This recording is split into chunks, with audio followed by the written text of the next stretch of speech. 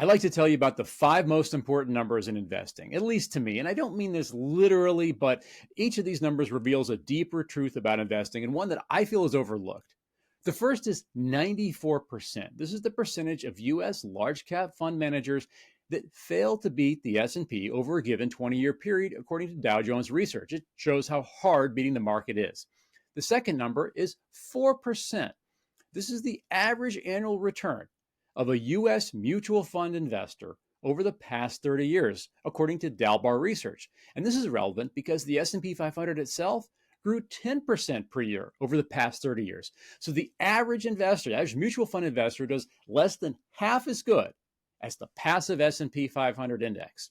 Now, the next two numbers kind of go together. The first is 1.9%.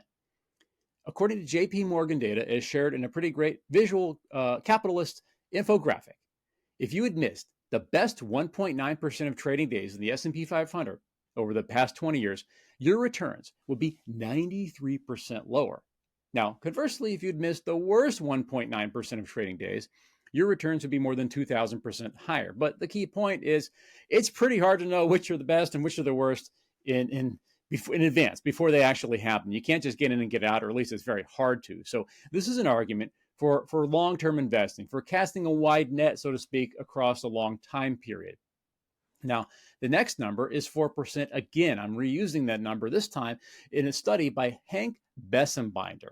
He's a professor at Arizona State University, and he found that from 1926 until just a few years ago, just 4% of U.S. stocks accounted for all the gains. The other 96% of U.S. stocks just matched treasuries in aggregate. And that's an argument, at least to me, for casting a wide net across a large number of stocks by diversification or by holding some broad market index fund.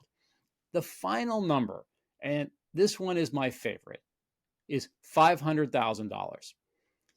If you have a baby, and if you give him or her $500 in a brokerage account when he or she is born, and invest that money at the average historical rate of the S&P 500. Now, there's no guarantee what happened in the past is going to happen in the future, but just for sake of example, at the average growth rate of the S&P 500, by the time that baby is 70 years old and retiring, he or she will have nearly $500,000 just from that original $500. That is the power of compounding. That is the power of getting started early.